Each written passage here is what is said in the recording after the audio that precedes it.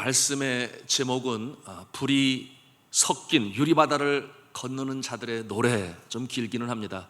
한번 같이 한 음성으로 따라 했으면 좋겠습니다. 불이 섞인 유리바다를 건넌 자들의 노래. 불이 섞인 유리바다를 건넌 자들의 노래, 이것이 마지막 재앙의 모습이다. 오늘 그렇게 말씀으로 시작하고 있습니다. 여러 많은 재앙 중에 마지막 단계에 이르렀을 때 그 모습은 상상을 초월하기 어려운 그와 같은 재앙이, 환란이 이 땅 가운데 임하게 될 것이다. 여러분, 이와 같은 모습 우리는 자연적인 현상을 통해서도 상상해 볼 수 있어요. 추측해 볼 수 있어요.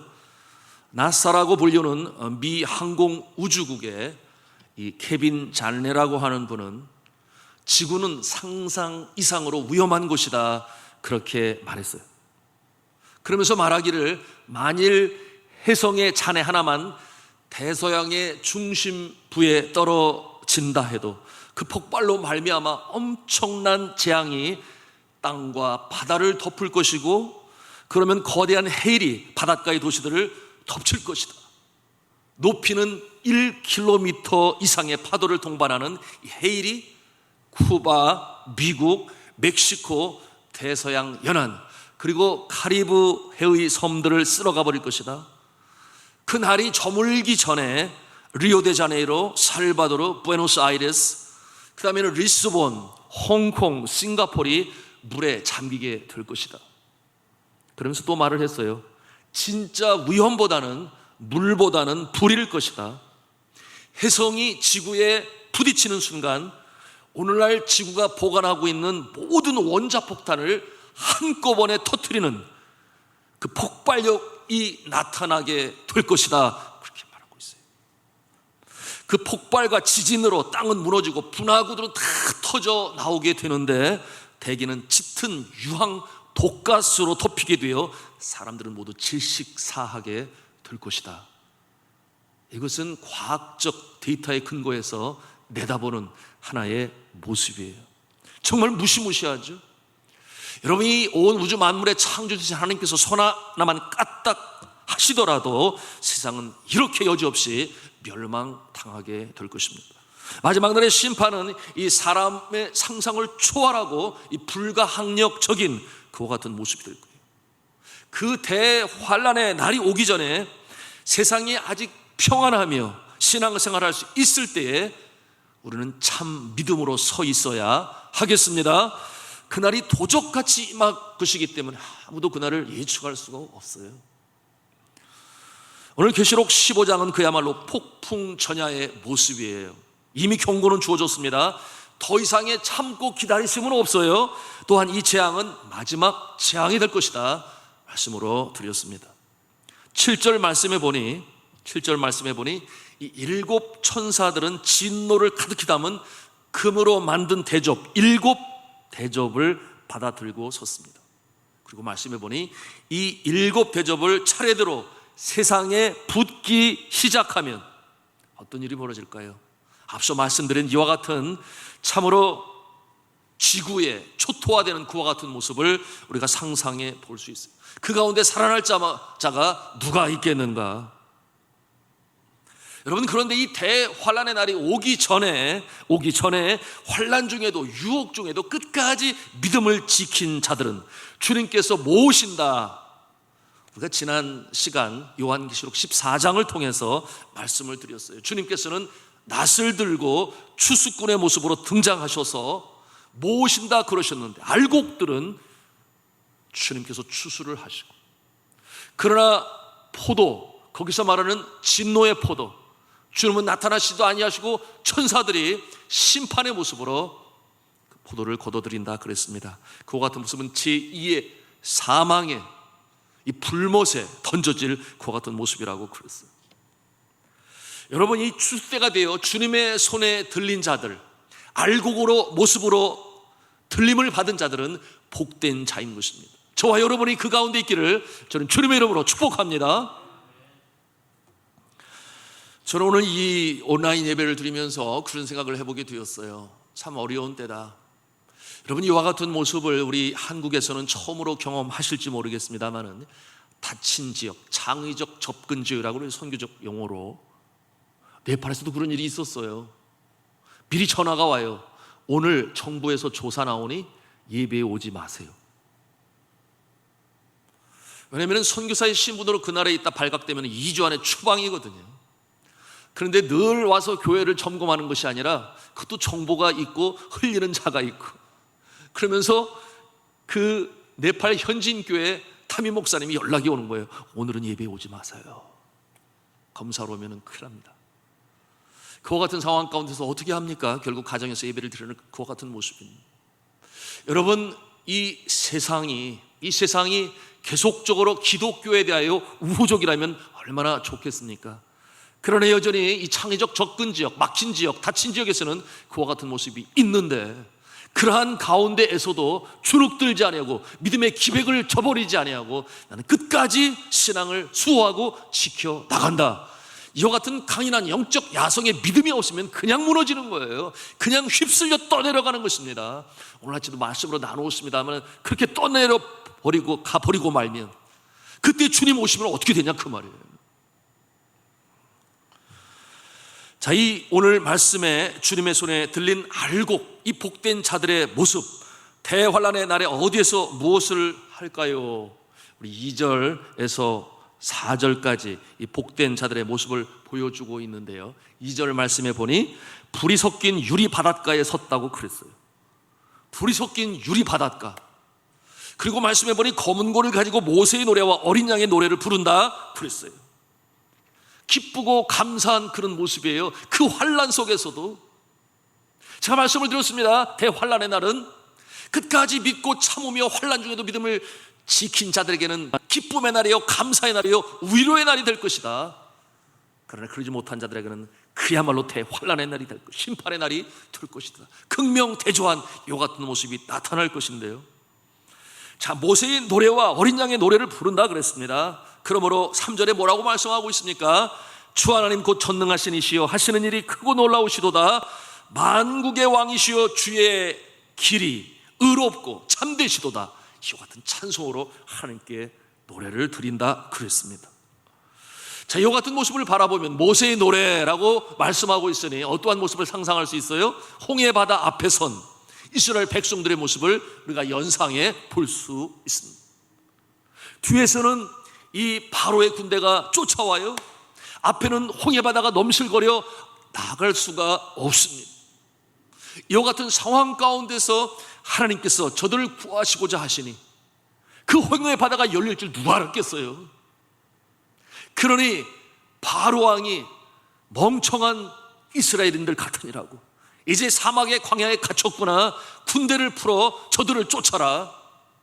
그런데 홍해 바다가 열리고 저들이 건너가게 되고 그 쫓아오던 자들은 결국 수장되지 않았나요? 이 놀라운 역사가 하나님의 손안에 이루어지게 되니 그와 같은 상황 가운데서 이 모세는 두려움과 이 염려 속에 있는 자들에게 뭐라고 말을 해요? 너희는 두려워하지 말고 가만히 서서 여호와께서 오늘 너희를 위하여 행하시는 구원을 보라. 모세가 바다 위로 손을 내밀며 여호와께서 큰 통풍으로 밤새도록 불어오게 하셔서 바닷물을 물러가게 하시고 바다가 갈라지고 마른 땅이 되었다. 그것이 출애굽기 14장 21절에 있는 말씀. 그러니 건너고 나서 찬송을 부르고, 여러분 상상만 해보아도 얼마나 좋은지 모르겠어요. 얼마나 기뻐 뛰며 찬송을 했을까. 죽을 줄 알았는데 살게 하셨어요. 그래서 출애굽기 15장의 이 모세의 노래, 미리암의 노래 찬송하는 그 모습이 나타납니다. 자, 오늘 본문에 이 불이 섞인 유리 바닷가에서 엄청난 숫자의 사람들, 짐승과 우상과 그의 이름의 수를 이기고 벗어난 자들이 모세의 노래를 부른다. 불이 섞인 유리 바다를 통과한 자들이죠. 이와 같은 모습은 오늘날로 말하면 새하늘 새 땅, 신천 신지에 들어갈 수 있는 구원받은 자들의 모습이라고 볼 수 있겠습니다. 그러니 십자가 고난을 이겨내신 어린 양 예수 그리스도의 노래를 부른다, 또 그렇게 말씀하고 있어요. 그런데 왜 불이 섞인 유리바다라고 그렇게 표현을 했을까요? 요한계시록은 이 상징들이 굉장히 많이 등장하고 있는데, 여러분 이 요한계시록 4장 6절에도 언급을 해요. 하늘 보좌 앞에는 수정과 같은 유리바다가 있다. 그것이 요한계시록 4장에도 등장을 하고 있는데, 이 표현은 그 당시에 문화적 코드로 이 성경을 볼 수 있을 때에 우리가 이해할 수 있어요. 여러분, 사도 요한이 살고 있었던 2000년 전에 그 시대의 문화는 유리가 아주 귀했어요. 유리가 아주 귀했습니다. 그래서 이 사람들은 맑고 투명하고 넓은 장소를 표현할 때 유리바다 그렇게 표현을 했어요. 유리바다.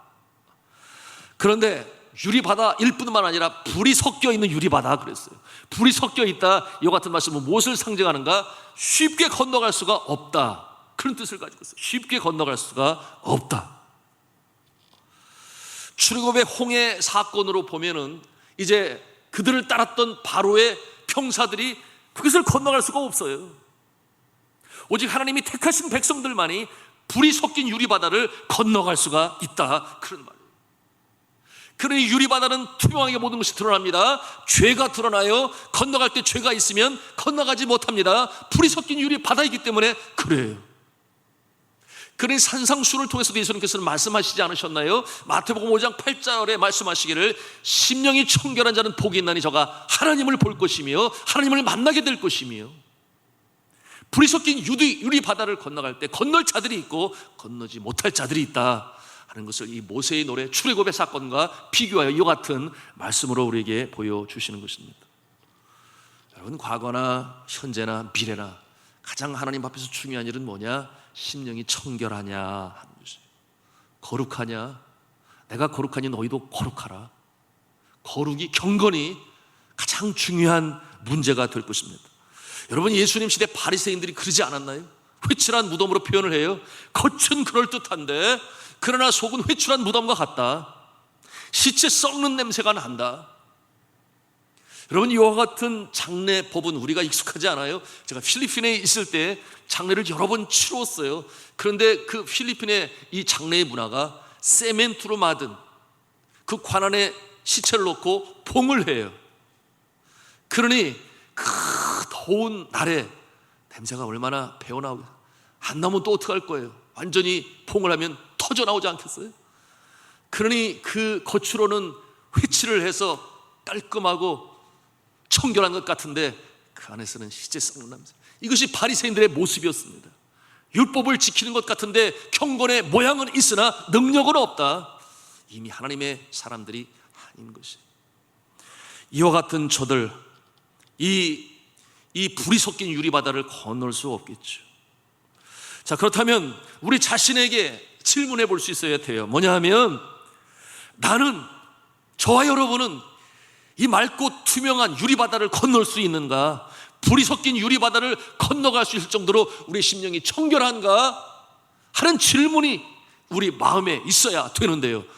여러분, 정말 건너갈 수 있겠습니까?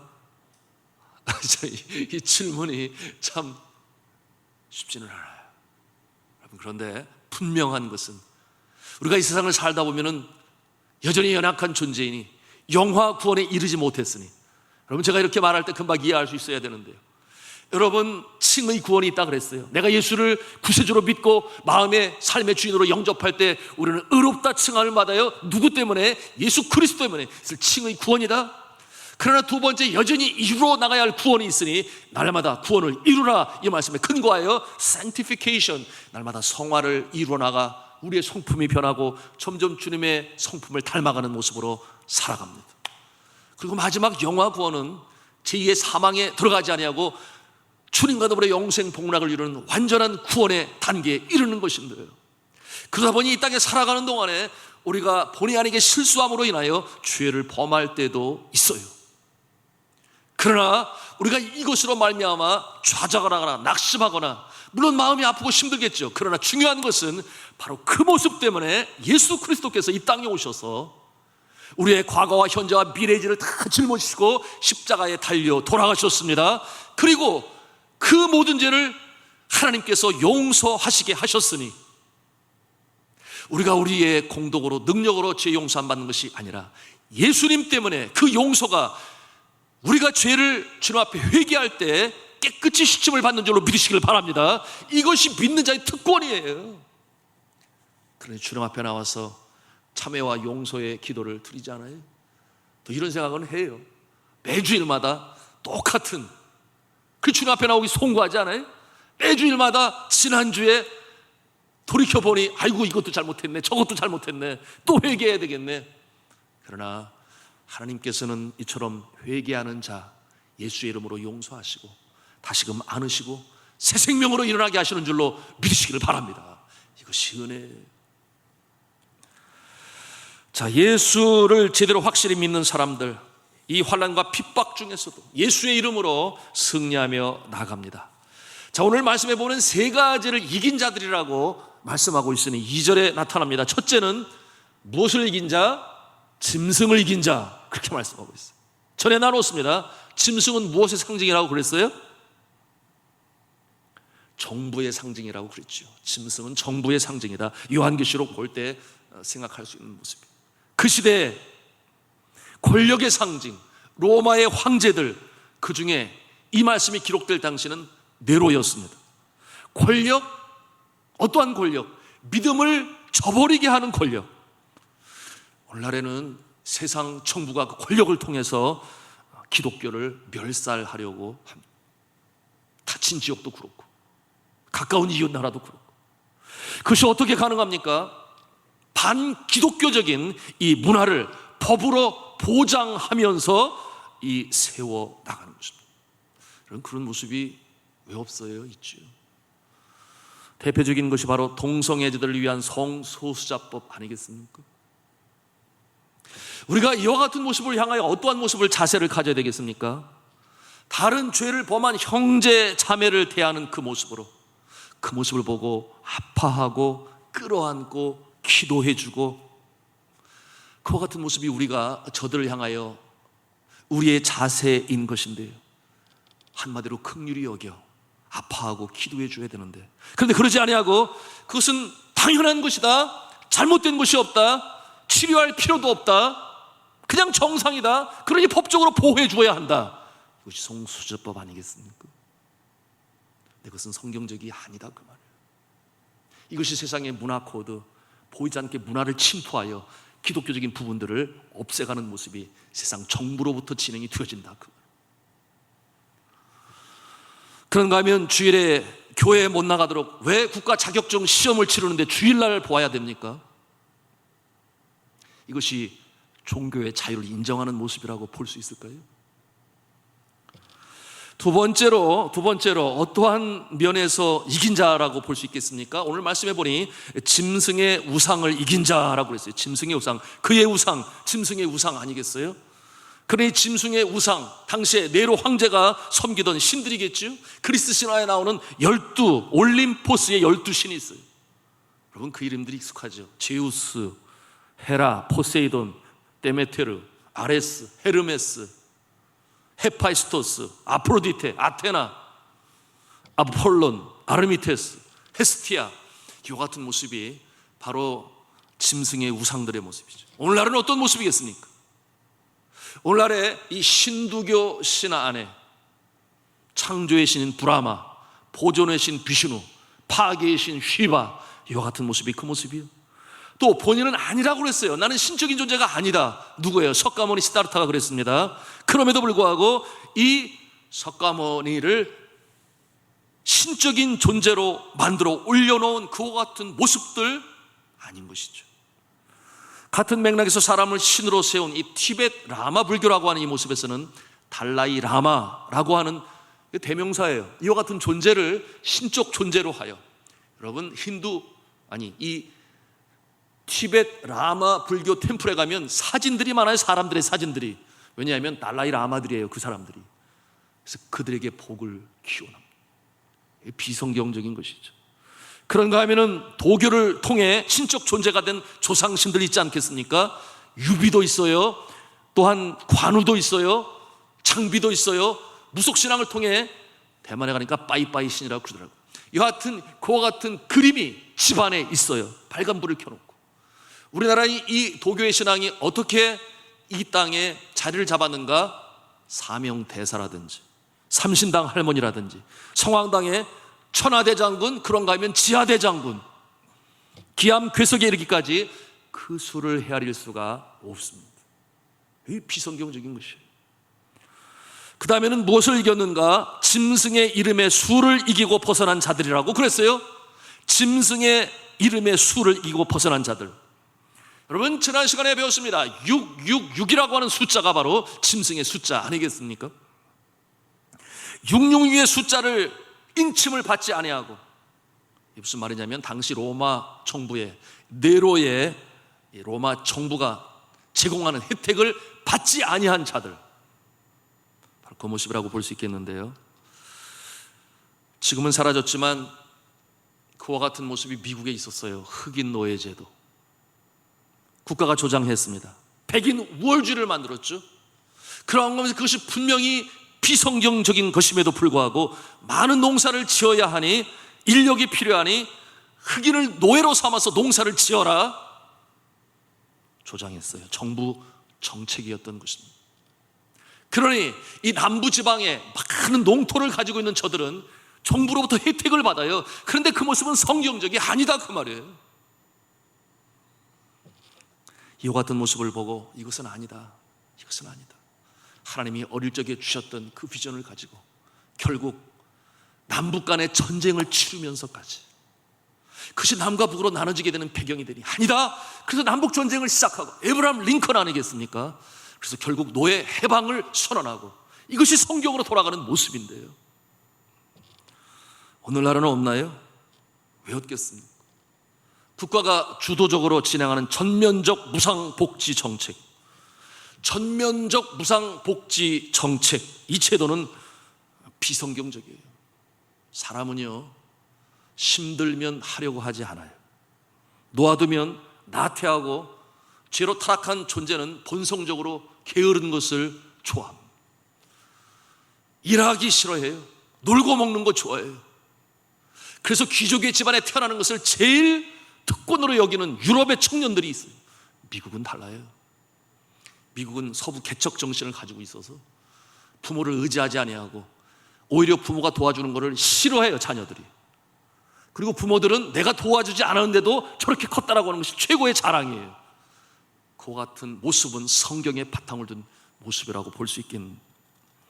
자, 이 에덴 동산의 타락 이후에 나타나는 이와 같은 모습. 여러분, 에덴 동산에서 아담과 하와를 지으셨을 때 그들이 아무것도 일하지 말고 그저 놀고 먹으라고 그러셨나요? 그렇지 않아요. 신성한 노동의 그 원칙을 하나님께서 주셨으니, 자, 이제 내가 너희들에게 위임한다. 에덴 동산을 지켜라, 돌보아라, 동물들의 이름을 지어 주어라. 이와 같은 일을 아담과 하와에게 부여하였고, 아담과 하와는 그 일을 기쁨과 즐거움으로 감당하는 하나님의 역사에 participate, 같이 참여하고 동참하는 그와 같은 기쁨 속에 그 일을 했다 그 말이에요. 여러분, 정부의 정책이 가난한 자에게 빵을 준다, 좋아요. 일할 수 없는 자들에게는 교회라도 나서서 그와 같은 자들을 돕고 지원해 주어야 합니다. 그런데 가난하지도 않은데, 일을 할 수도 있는데 국민 세금을 걷어서 저들에게까지 빵을 준다, 다시 생각해 볼 일이에요. 여러분, 사도 바울은 데살로니가 후서 3장 10절에 뭐라고 말씀했는가 하면, 일하기 싫으면 먹지도 말라, 그런 말을 했어요. 일하기 싫으면 먹지도 말라. 만일 정부가 일할 체력이 있고, 또한 중소기업들은 일꾼이 모자란 외국인 노동자들을 고용하고, 그런데 청년들에게 실업수당을 주기로 한다면 그 전에 먼저 해야 할 일이 있으니 성경이 말씀하는 이 노동의 숭고한 정신부터 가르쳐야 할 것입니다. 이것이 가나안 농군학교 김용기 장로님의 가지고 있는 성경의 바탕을 둔 숭고한 노동의 철학 아니었겠습니까?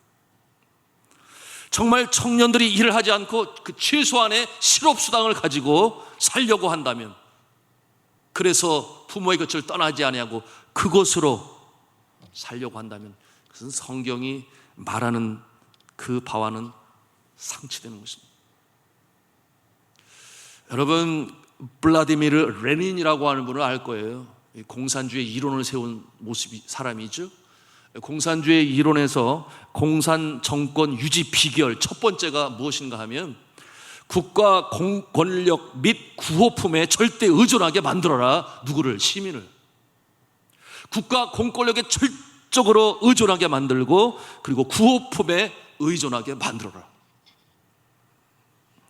여러분, 민주주의는 하나님께서 개개인에게 부여하신 이 은사와 능력을 존중하고 발휘할 기회를 10분 발휘할 수 있도록 그런 기회를 제공해 주어야 되는데, 사회주의 공산주의는 그러지 않아요. 뭐라고 어떻게 하는가 하면 공평과 균등을 강조하죠. 정부가 주도권을 잡고자 하죠. 개인의 능력이 어디까지인지를 도전을 통해 알고 싶어 하는 자에게 충분한 두뇌를 발휘할 수 있도록 그렇게 해야 되는데, 만약에 하위 평준화로 묶어버린다면 그것은 또 비성경적인 것입니다. 참으로 조심해야 할 부분이죠.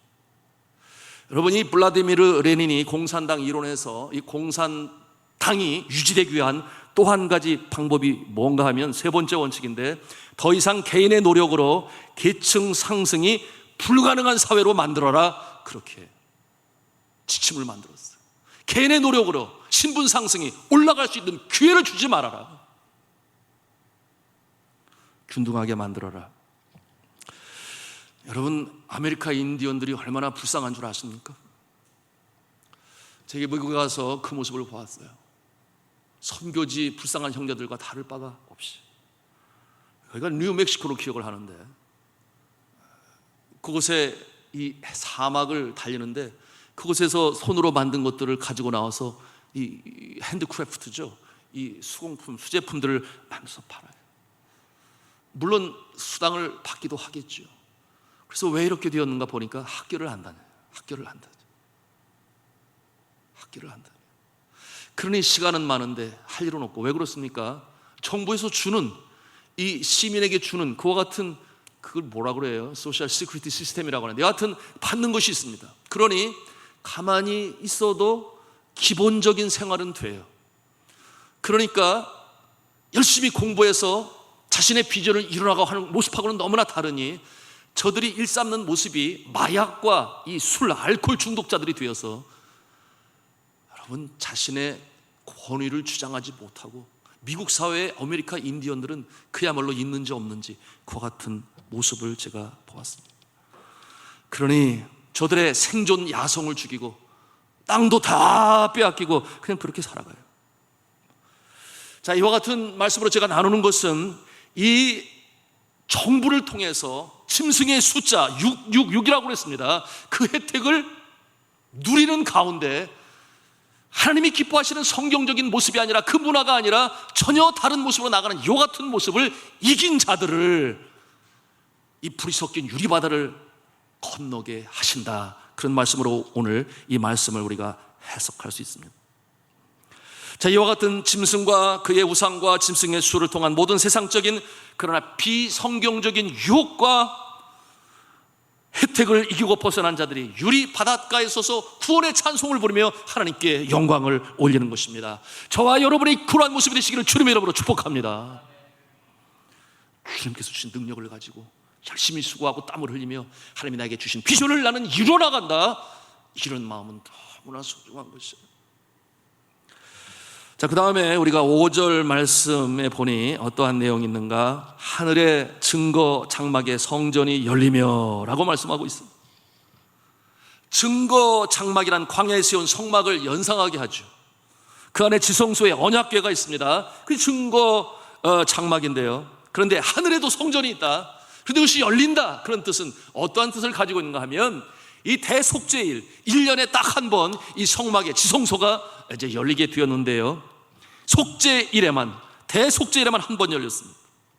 그래서 뭐냐 하면, 이 하늘 성전에서도 대속죄일 열릴 때 이제 심판이 이루어진다 하는 것을 드러내 보이는 것입니다. 죄가 있느냐 없느냐, 이와 같은 일이 마지막 날에 이루어진다 하는 것을 보여주고 있는 것입니다. 그러니 그 모습이, 천사들의 모습이 이 제사장들의 모습과 다를 바가 없어요. 성전으로부터 7 천사들이 나오는데 빛난 세마포옷을 입고 가슴에는 금띠를 띄었다. 이것이 제사장들의 복장임을 우리가 알아요. 그리고 대접들을 들었는데 하나님의 진노를 가득히 채운 그와 같은 금 대접이에요. 장차 일어나게 될 이 불심판, 아무도 막을 수가 없어요.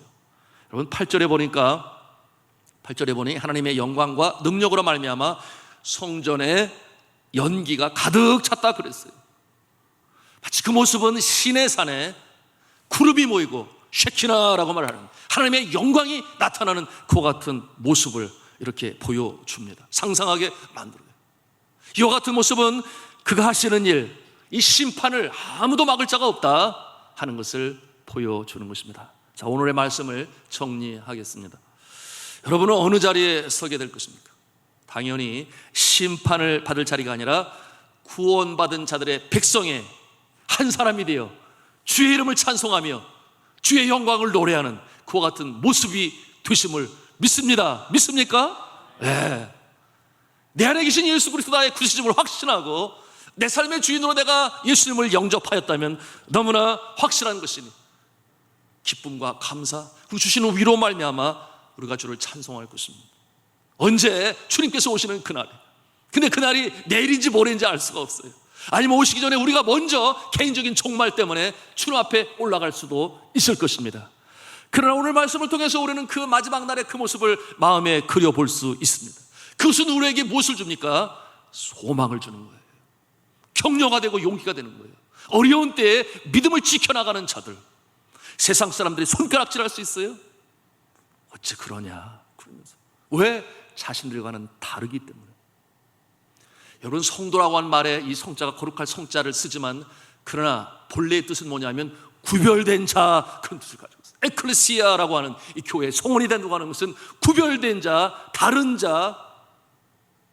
많은 사람들 중에서 우리를 구별하여 주의 백성으로 삼으셨으니 세상의 풍조와 문화와 그 코드와 살아가는 모습이 다를 수밖에 없다. 이것은 너무나 당연한 것이에요. 그런데 저들은 다르다는 그 이유 하나 때문에 시기하고 질투하고 또는 비방할 수 있어요. 그러나 그와 같은 모습에 우리는 끄떡 없어야 됩니다. 흔들림이 없어야 돼요.